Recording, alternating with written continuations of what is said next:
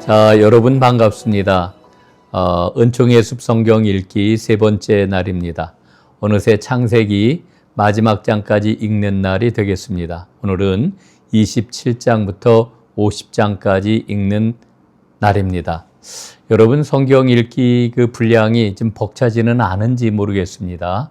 그래도 하루하루 잘 우리가 감당해 나아가면은 머지않아서 성경 일독을 하고 하나님의 은혜를 함께 돌아보는 시간을 가질 수 있으리라 생각을 합니다. 자, 족장 이야기가 계속되고 있는데요. 창세기에 나오는 4명의 위대한 족장들이 있죠. 아브라함과 이삭과 야곱과 요셉입니다. 오늘 우리가 읽는 분량은 바로 야곱과 그의 12아들 그리고 그 가운데 요셉 이야기가 되겠습니다.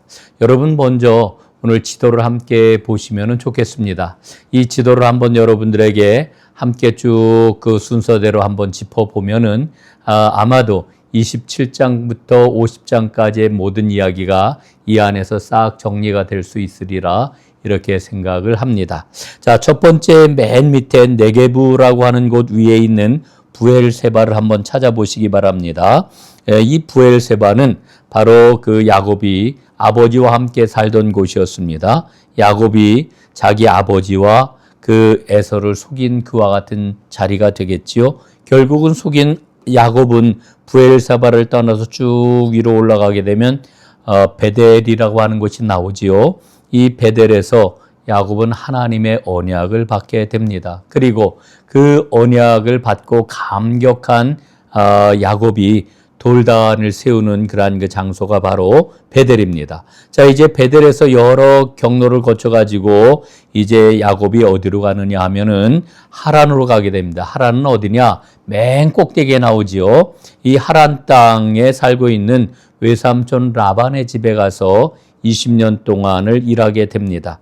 이 20년 동안 일을 하면서 야곱은 하나님의 큰 복을 받게 되고 그리고 이제 다시 약속의 땅으로 돌아오게 되는데 야곱이 이제 외삼촌에게 이야기를 하지 않고 외삼촌의 집을 떠나올 때에 외삼촌이 야곱을 따라와서 미스바에서 만나게 됩니다. 여기에서 서로 언쟁을 하였지만은 야곱과 라반은 상호 불가침 말그란 그 평화 조약을 맺게 됩니다. 그리고 이제 본격적으로 가나안 땅으로 들어가려고 하던 야곱에게 자기 형 에서가 400명의 군사를 이끌고 온다는 이야기를 듣고 야곱은 긴장을 하게 되지요. 그래서 밤새도록 하나님 앞에 기도하게 되고 하나님께서 야곱을 이스라엘로 바꿔주시는 이와 같은 경험을 하게 됩니다. 이것을 우리가 분이엘이라고 이렇게 이야기를 합니다. 그리고 이제 마침내 야곱은 자기 형 에서와 20년 만에 재회를 하게 되는데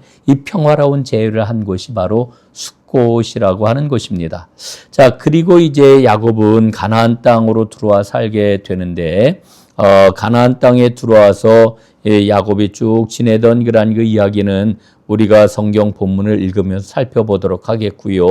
여기 베들레헴에 보면은 라헬의 무덤이라고 이렇게 풍선말이 나와 있죠. 라헬이 바로 야곱이 제일 사랑하던 그러한 그 부인이 아니었습니까? 라헬이 베냐민을 낳고 베들레헴에서 죽고 그리고 거기에 묻히게 됩니다. 그 다음에 이제 야곱에게 12아들들이 이제 자라나게 되는데 그 12아들 가운데서 라헬의 아들이었던 요셉을 야곱이 얼마나 사랑했습니까? 그로 인하여 가정 불화가 생겨났고 형들이 요셉을 미워해서 형들이 요셉을 팔아넘긴 장소가 바로 도단입니다. 도단 여러분들 보이시나요? 예, 쭉 화살표 보라색 보면은 도드라져 있는 그런 그 화살표가 보이죠. 예, 여기가 도단입니다. 도단에서 요셉을 팔아넘김으로 요셉은 애굽으로 이제 노예로 팔려가게 되고요. 그 다음에 애굽에서 요셉이 총리 대신이 된 이후에 야곱 가족 전체가 애굽으로 다 이주하게 되는 것, 여기까지가 창세기의 이야기가 되겠습니다. 자, 여러분 요 그림을 쭉 보셔서 이제 다 이해를 하셨으리라 생각을 합니다. 자, 그럼 27장 한번 보겠습니다. 자, 27장에는 이삭이 야곱을 축복하는 이런 장면이 나옵니다. 그런데 야곱이 정상적으로 축복을 받은 게 아니라 거짓말을 통해 가지고 자기 형 에서의 그러한 그 축복권을 가로챈 것 아니겠습니까? 이때 야곱은 세 가지 거짓말을 하는데 첫 번째로는 의복에 대한 거짓말, 가죽에 대한 거짓말, 별미를 맞는 것에 대한 거짓말을 하지요. 세 번 거짓말을 했습니다. 자, 그런데 에서, 큰 형 에서는 자기에게 장자권이라고 하는 게 당연히 돌아올 걸로 생각을 하고 있었는데 하나님의 복을 당연시하고 그걸 소중하게 여기지 않다가 복을 상실한 사람이 되고 말았습니다. 그리고 야곱은 복이 갈급해 가지고 인간적인 수단과 꾀로 복을 강탈을 했습니다. 이게 참 아이러니한 그런 그 일인데 야곱의 어머니 에서의 어머니 리브가는 야곱을 더 사랑했지요. 그래서 리브가는 야곱에게 이야기를 합니다. 내 형 에서의 노가 풀리기까지 잠깐 동안만 내가 피해 있어야 되겠다. 이렇게 이야기를 했는데 그 잠깐 동안이라고 하는 세월이 20년이라고 하는 기나긴 세월이 되었던 겁니다. 그래서 외삼촌 라반의 집으로 가게 되지요. 자, 이제 28장입니다.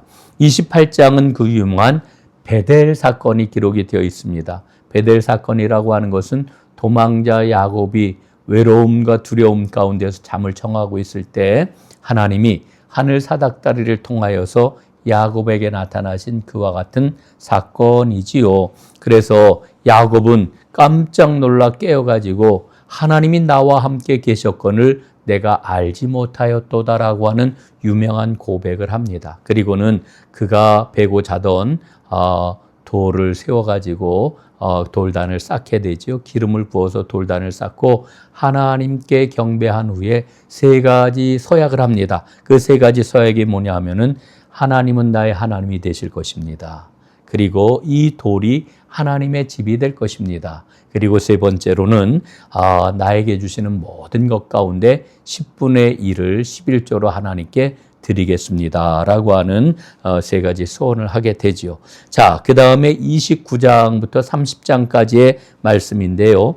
이 29장부터 30장까지의 말씀에는 야곱의 가족들의 이름이 쭉 기록이 되어 있습니다. 야곱은 하란 땅 외삼촌 라반의 집에 가가지고 14년 동안이나 그냥 온전히 자신의 몸을 들여서 헌신함으로 외삼촌 라반의 집에서 일을 하게 되죠. 그게 어떻게 보면은 결혼 지참금이라고도 이야기를 할 수가 있습니다. 외삼촌 라반은 야곱을 속여 먹었습니다. 어떻게 보면은 야곱과 라반의 그런 그 모습을 보면은 뛰는 놈 위에 나는 놈이 있구나 이런 그 생각을 가질 정도로 라반은 아주 굉장히 특별한 사람이었던 거죠. 자기 생질인 자기 조카 이 야곱을 아주 꼼짝하지 못하게 하고서 그를 오늘날로 얘기하면은 약탈을 하거나 착취를 한 그러한 그 모습을 보여줬다 이렇게 이야기할 수가 있겠습니다. 야곱은 외삼촌의 딸이었던 라헬을 한눈에 반해가지고 라헬을 사모해가지고 라헬을 아내로 달라고 이야기를 하고 그래서 7년 동안 노동을 하잖아요. 그런데 외삼촌 라반은 그걸 속여가지고 큰딸 레아를 먼저 들여보내므로 14년 동안이나 이 야곱의 그러한 그 노동력을 그냥 이렇게 아주 자기 유익을 위해서 사용을 했던 것을 봅니다. 어찌되었건 이제 이 레아와 라헬을 통해 가지고 야곱은 아들들을 두게 되는데 오늘 이 표를 한번 보시기를 바랍니다. 여기에 야곱의 아내들과 자녀들의 이름이 쭉 나와 있는데 한번 보시기를 바랍니다. 제가 첫 번째 아들부터 12번째 아들까지 이름을 한번 불러보겠습니다. 루벤, 시므온, 레위, 유다, 단, 납달리, 갓, 아셀, 이사갈, 스불론, 요셉, 베냐민 이렇게 12아들입니다. 자, 그런데 우리가 여기서 주목을 해야 될 것은 이 12아들들 가운데서 레아, 큰 아내의 그런 가장 큰 아내의 그런 그 자녀들이 누구냐 하면은 루벤과 시므온과 레위와 유다와 이사갈과 스불론입니다. 예, 조금 쑥색으로 되어 있는 세 개의 그러한 그 자녀들이고요. 그 다음에 이 레아에게 예, 몸종이 있었는데 실바라고 하는 그런 그 몸종에게서 난 아들들이 있습니다. 7번째, 8번째 갓과 아셀입니다. 자, 그 다음에 야곱이 제일 사랑했던 라헬에게서 두 아들을 낳게 되는데 두 아들의 이름은 요셉과 베냐민이고요. 이 라헬에게도 몸종이 있었습니다. 빌하라고 하는 몸종이었는데 이 몸종에서 난 두 아들이 또 있죠. 단과 납달리가 되겠습니다. 그래서 이 12명의 아들들, 이 12명의 아들들이 어머니의 그런 그 배가 각기 다르기 때문에 이미 갈등이 배태되어 있는 이런 집안이었다. 이런 생각을 할 수가 있겠지요. 자, 그 다음에 30장 그 하반부의 말씀을 보면은 야곱의 그런 그 품삯에 대한 이야기가 나오는데 외삼촌 라반이 야곱에게 정당한 품삯을 주지 않게 되자 야곱은 자신의 몫을 챙기기 시작을 하고 이게 아주 결정적인 갈등의 요인이 됩니다. 자, 31장에 들어가게 되면은 하나님께서 3절에 보니까 야곱에게 이렇게 말씀을 하셔요. 내 조상의 땅, 내 족속에게로 돌아가라. 하나님이 이렇게 명령하시거든요. 이 명령을 듣고 야곱은 귀향을 하게 됩니다.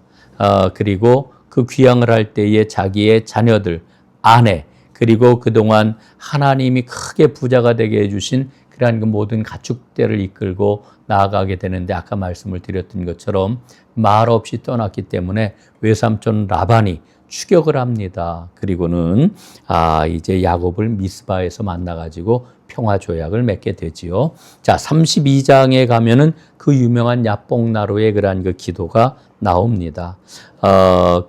이 기도 밤새도록 한 이후에 하나님께서는 야곱에게 새로운 이름을 주시지요. 이스라엘이라고 하는 그러한 그 이름을 주시는데 이 이름을 얻기까지 야곱은 둔부의 힘줄이 끊어지기까지 간절히 하나님 앞에 기도했습니다. 그리고 하나님께서는 야곱에게 이스라엘이라고 하는 이름을 주시지요.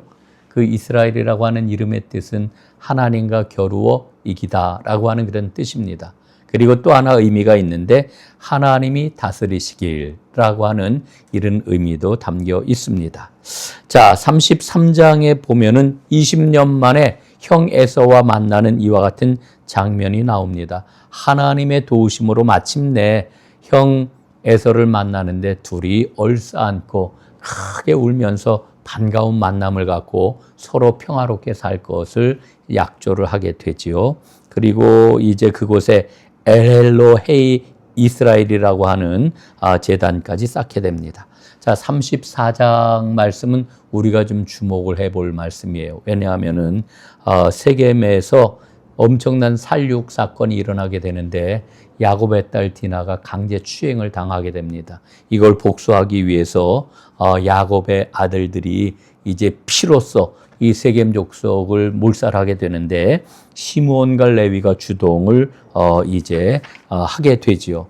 그리고 나서 35장에 보면은 이때서야 야곱과 그의 가족들이 베델로 올라가게 됩니다. 베델로 올라가는데 이때 그 35장 9절 말씀에 보면은 이런 말씀이 나와요. 야곱이 밧담 아람에서 돌아오매라고 하는 이와 같은 말씀이 나옵니다. 사실은 이 돌아왔다라고 하는 그러한 그 말씀을 이제서야 쓰는 까닭이 어디에 있느냐 하면은 바로 베델이 야곱의 모든 것을 이야기해 주는 그와 같은 장소였는데 사실 야곱이 가나안 땅에 들어와서는 제일 먼저 베델로 오는 것이 마땅했다라고 하는 이와 같은 이야기를 이제 들려주고 있는 거지요. 야복 강가에서 야곱이 얼마나 절실했습니까?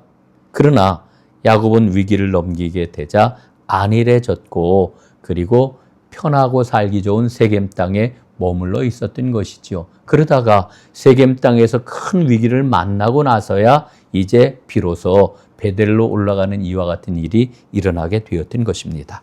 자, 이제 36장을 보겠습니다. 36장은 에서의 후손들에 관한 기록입니다. 에서가 세일산에 거주하면서 아말렉을 낳았다 이렇게 기록이 되어 있습니다. 그 다음에 37장부터 50장까지는 이제 요셉의 이야기가 쭉 기록이 되어 있습니다. 마지막 네 번째 족장이라고 얘기할 수 있는 요셉 이야기가 기록이 되어 있는 거죠. 자, 37장에는 우리가 잘 알고 있는 요셉의 꿈 이야기입니다. 우리는 요셉을 꿈쟁이라고도 이야기를 하고, 혹은 요셉은 하나님의 비전이 무엇인지를 보여주는 사람이라고도 이렇게 이야기를 합니다. 그런데 요셉은 그 가정에서 아버지 야곱에게 특별한 대우를 받았습니다. 채색 옷을 입었지요. 다른 형들은 모두 다 일할 때 입는 일복, 노동복을 입었고, 이 요셉만 채색 옷을 입었다라고 하는 겁니다. 그리고 이렇게 자라서인지 이 요셉은 이해심이 부족한 그런 사람으로 어렸을 때 모습이 그려집니다. 형들이 잘못한 것을 아버지에게 툭하면 고자질을 했으니 얼마나 형들의 미움을 받았겠습니까? 그래서 결국은 형들이 때를 기다리다가 이 요셉을 죽이려고까지 했지만은 결국 죽이지는 않고 이스마엘의 상인들에게 요셉을 팔아 넘기는 이와 같은 일이 일어나게 됩니다. 요셉의 관점에서 요셉에게 초점을 맞추어 놓고 우리가 보게 될 것 같으면은 요셉은 하나님의 꿈은 마음속에 있지만 그의 인생 그 자체는 매우 설익은 이와 같은 모습을 가진 사람이었다라고 하는 것을 보게 됩니다. 자, 38장입니다. 38장에는 사실은 유다에 관한 그러한 그 에피소드라고 이렇게 이야기를 할 수가 있습니다. 유다가 이스라엘의 아주 큰 그러한 그 지파가 되는, 지도적인 지파가 되는 그러한 그 인물이었기 때문에 유다의 잘못과 방황에 관한 그러한 그 기록이 38장에 이렇게 기록이 되어 있다. 성서학자들은 대부분 이렇게 이야기를 합니다. 여기에 보면 그의 두 아들이 죽고, 그리고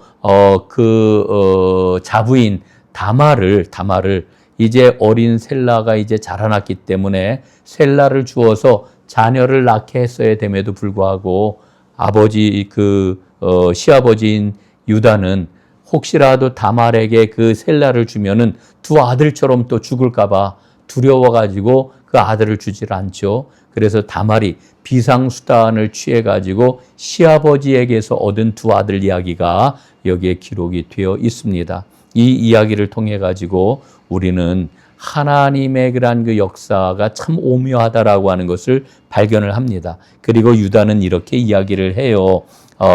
그는 나보다 옳도다. 자기 며느리 다말에 대해서 처음에는 다말이 크게 잘못됐다고 막 야단을 했는데 나중에는 그는 나보다 옳다. 그러면서 자기의 잘못을 인정하는 유다의 모습을 그려주고 있습니다. 자, 이제 39장부터의 그러한 그 말씀은 요셉이 팔려가서 애굽 생활을 하는 그러한 그 기록을 쭉 보여주고 있습니다. 요셉은 바로의 친위대장인 보디발의 가정의 노예가 되었죠. 그런데 그가 거기에서 하나님이 요셉과 함께 하심으로 형통하게 하시는 것을 보디발이 보았다라고 하는 이야기가 나오고요.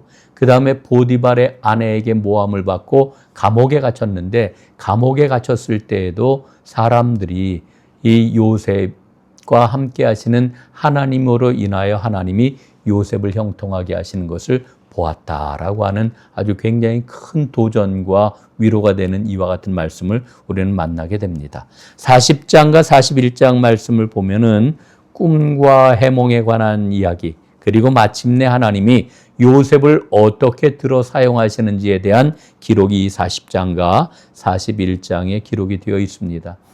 요셉은 꿈쟁이라고 하는 말에 걸맞게 다른 사람의 꿈에 대해서도 아주 하나님의 지혜를 통해 가지고 해몽을 합니다.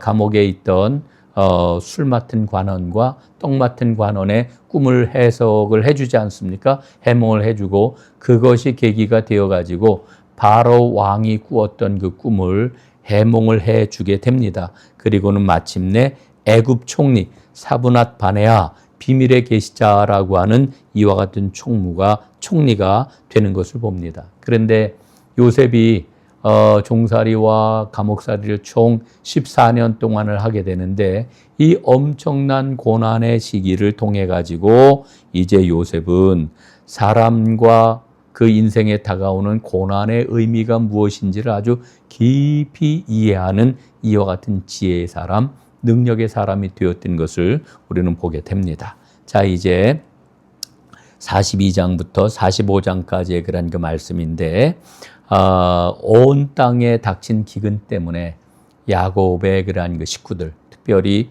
요셉의 형들이 양식을 구하기 위해서 애굽 땅을 2번이나 오게 되지요. 이 과정을 통해 가지고 이제 요셉은 형들을 알아보고 형들과 다시 만나는 이와 같은 과정을 쭉 우리에게 보여주고 있는데, 이 과정에서 우리가 주목해야 될 게 있습니다. 그게 뭐냐 하면은 요셉은 형들에 대한 진심을 알고 싶어 했어요.